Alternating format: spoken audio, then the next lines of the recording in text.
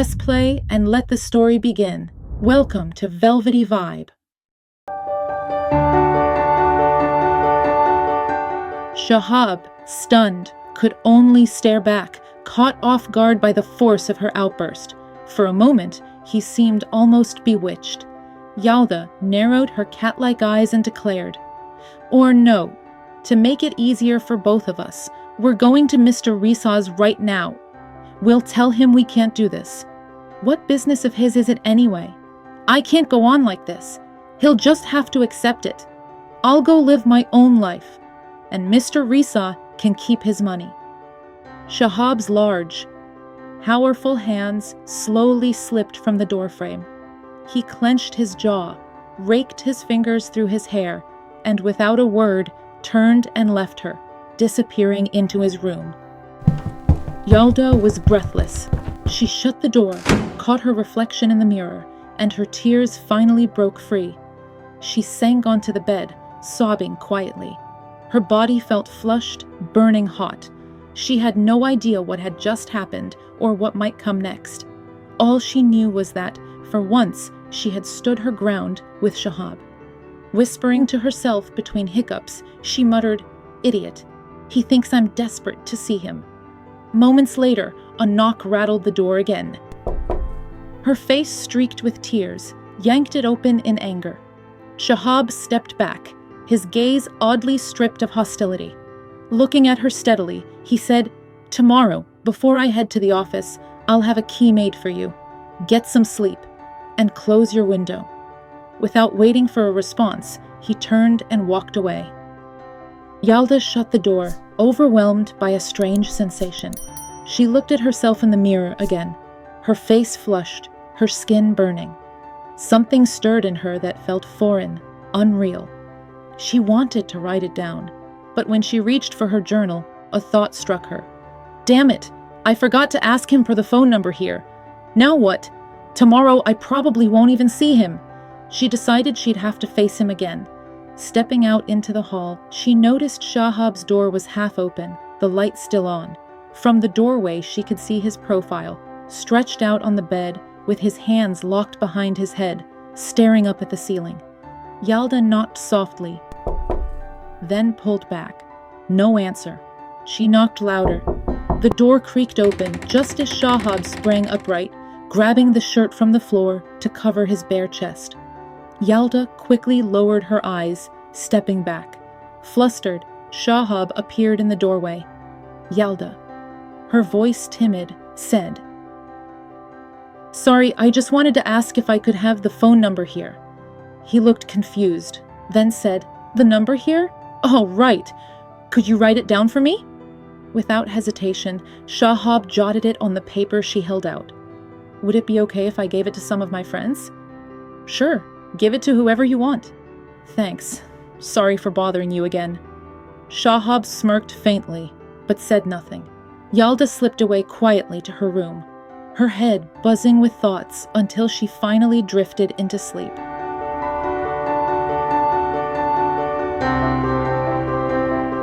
The next morning, she dressed and got ready, excitement bubbling in her chest. She wanted out, couldn't bear to breathe inside the house any longer. Those last 2 or 3 days had felt endless.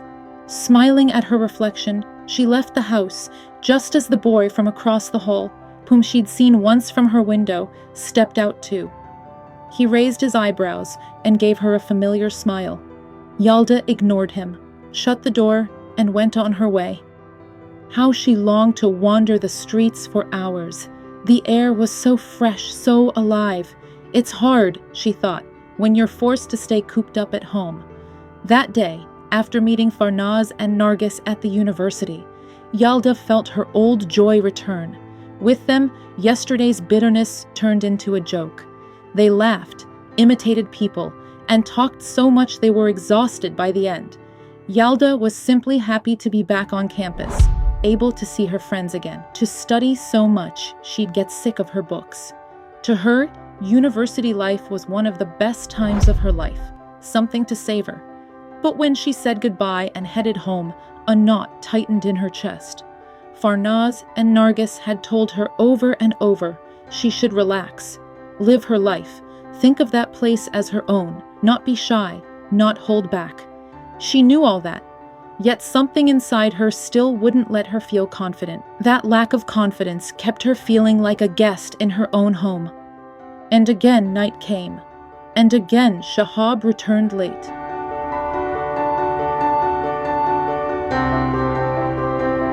Almost 2 weeks had passed. Yalda was caught up again with her classes and university. At night, she never saw Shahaab. She bought a few things for the kitchen so she could at least prepare simple meals. But staying in that house was still hard for her. Even though she had only seen Shahaab once during that time, she often found herself worried about whether or not he would come home. He always left early and came back late.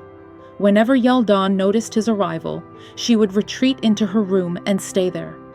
If she had to step out for some reason, Shahaab would quietly slip into his own room. The whole situation was wearing her down. The house hadn't changed at all since the day she moved in. Messy, soulless, unwelcoming. Parvane no longer came by either. Maybe Mr Reza had stopped her. Yalda ate university cafeteria food during the day and survived nights on cake, chocolate, and milk. She longed to cook for herself again, to have meals flavored with her own care. She was the kind of girl who liked order and warmth, who wanted a tidy home she could be proud of. She wished Farnaz and Nargis could come over and spend time with her, like they used to at Mr Reza's house. But with the apartment in its current state, that was impossible. Something else gnawed at her. A girl kept calling the apartment, always asking for Shahaab. Yalda suspected this might be his fiancé, but why did she call here, knowing he wasn't home? He had a cell phone. Why not just call that? Each time, Yalda answered politely, trying to sound detached. She hadn't mentioned any of it to Shahaab.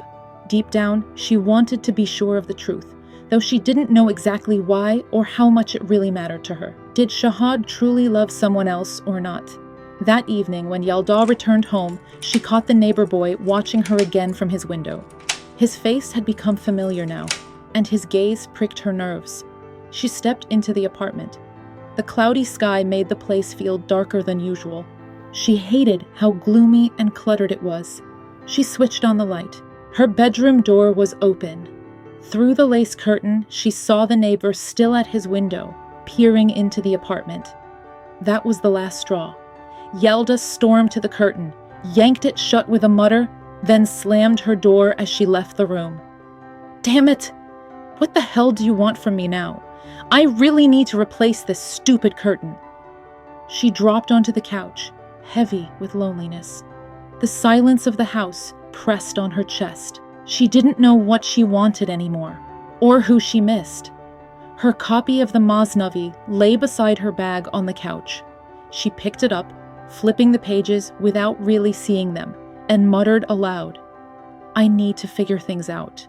6 months is practically a lifetime. I've got to live properly. How long can I stand living in this dump? I can't even study like this. Suddenly, her eyes landed on a crumpled sandwich wrapper stuffed into a plastic bag. She froze. So Shahaab has been home. With me gone all day, he's gotten comfortable. At least he drops by during the day. She tried to summon his image, but it was like a blurred shadow in her mind. Restless, she put the book aside and paced the hall. It was as if she had made up her mind. She had to start living right, behaving right, standing up to Shahaab. Things couldn't go on this way. The phone rang. She picked up. Hello? Hi. Yes? Is Shahaab home? No, he isn't. And you are?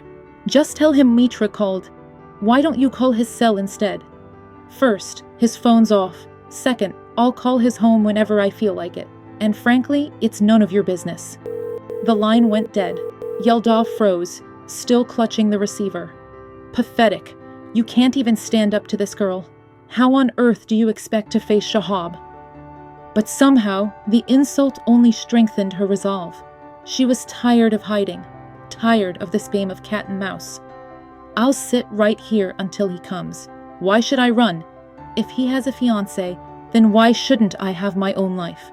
What makes him any different from Sohail? She paused, startled by her own thought.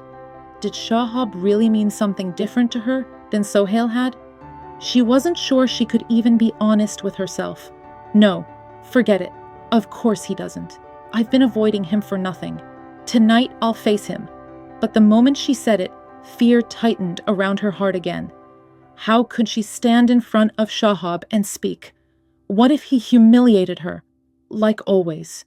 What if he brushed her aside? To hell with it. Why should I care what he says? I only need to say what I have to.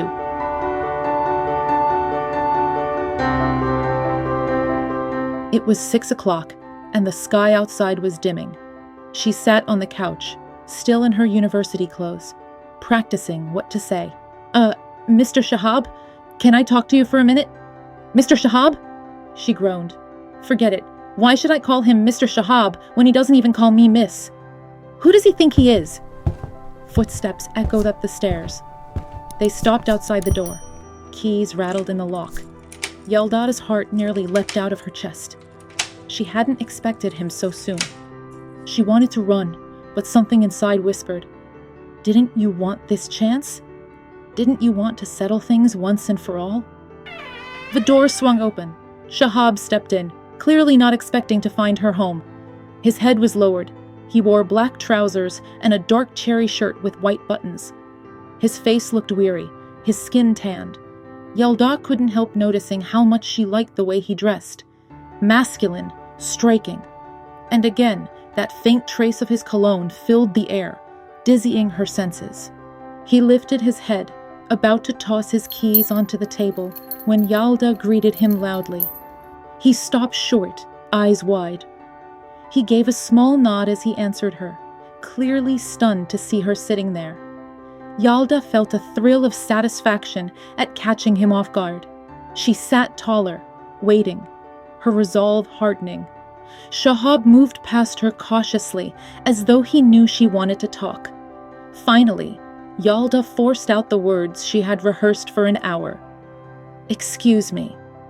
Could you sit down for a moment when you have time? I need to talk to you." Her voice trembled. Her throat caught, turned hoarse. She cursed herself for it. Shahab, even more surprised now, paused, studying her. Yalda glanced at him. With deliberate calm, Shahab stepped closer, sat on the couch near her, shrugged slightly, laced his fingers together, his gaze steady. There was a certain grace in the way he carried himself. Looking at her, he said, "All right then, I'm listening. Go ahead." Yalda took a deep breath, swallowed hard, and said, "Honestly, I don't even know how to say this, but I have to." A sweet smile flickered across her lips, making her look more like a little girl than a grown woman. She risked a quick glance at Shahab, then immediately looked away and fixed her eyes on her hands. "Look, it's been 2 weeks since I moved in, and I know, in a way, I'm kind of intruding on your life. That's probably why you've been avoiding the house." Shahab leaned back against the couch, unlacing his fingers. Cutting into her words, he said, "Nothing drives me out of my own house. This is just how I've always lived. I spend most of my time outside because my work keeps me late. And besides, for me..." This time Yalda interrupted, her voice sharper. I know. You've said it 100 times. To you, my being here or not makes no difference." "Fine, but please let me finish." Shahab, genuinely taken aback, raised his hands in mock surrender. "All right, you win." Yalda pressed on, her voice steadier now. "Listen, I know you don't like having me around, but this isn't about you and me. Forget about Yalda and Shahaab as people. The fact is, we're 2 human beings who have to share this space for 6 months. These last 2 weeks have already changed both of our routines. Honestly, it hasn't been easy. I won't speak for you. I'll just say it for myself. I haven't even had a normal life here. I like my home to feel like mine. To keep things in order, to live with some sense of peace. I can't stand chaos, mess, or just scraping by. I know what you're about to say. This isn't forever. True. But 6 months is still a long time, a part of our lives. And I can't study, I can't focus in a place like this. When you said we should stay out of each other's business, I thought that meant I should keep out of your home too. But now I realize I can't spend 6 months like I've spent the last 2 weeks. It's just not possible. She fell silent, her eyes fixed on him. Shahaab pursed his lips, clearly not following. So, what's your point? Yalda's mouth had gone dry, but she pushed forward. What I mean is, I'd like to change this place a little. To make it different, to bring in some order. If we're going to live here, let's at least live like 2 people who don't have to, avoid each other all the time. You do your thing, I'll do mine, but in some ways, we could help each other. For example, you could buy the things the house actually needs, and I'll take care of the inside. I could cook. That way, we don't have to spend 6 months living on sandwiches. She nodded toward the crumpled sandwich wrapper on the floor. Shahaab smirked, but I don't mind. I've been living like this for years. I'm used to it. As for shopping, fine. Write down whatever you need, leave it on my desk at night, and I'll pick it up. But the rest, not my concern. If you can't handle it, that's your problem. You agreed to these terms before, so you don't get to complain now. And even if you did, I'm not the person you should be complaining to. He started to rise, but Yalda quickly cut in. But we could. He didn't let her finish. His tone sharpened. Listen, young lady, there is no we, no me and you. We're on separate paths. I'm fine with my life, and it's none of my business how you want to live yours. Got it? He sank back into the couch, giving her a pointed look. Yalda held his gaze, then said quietly, Fine, then I'll do whatever I want. From now on, I won't tell you anything, and I won't ask for your help. Oh, and one more thing. He raised an eyebrow. Can my friends come over once in a while? Shahaab pressed his lips together, then nodded. All right, no problem. He ran a hand through his hair. A gleam of light caught the chain around his neck, and Yalda recognized it immediately. The same chain Mr. Reza had given them on the night of the engagement. Something heavy sank inside her chest. Without thinking, she slipped her hand beneath her blouse and clasped the little god pendant she wore, squeezing it tight. She couldn't explain why a surge of feeling suddenly rose within her. Shahaab reached for the TV remote. Yalda, slowly gathering her things, pretended to leave for her room, but it felt like both of them were looking for excuses to stay. By the way, Shahaab asked casually, did Kambiz call? Yalda brightened, realizing he was trying to keep the conversation going. No, only. Anyone else? He cut in. Yalda answered as neutrally as she could. Yes, a woman named Mitra. She said for you to call her back. For the briefest moment, Shahab's nostrils flared. His face tightened, serious and angry. Without another word, he stood and left the room for his own.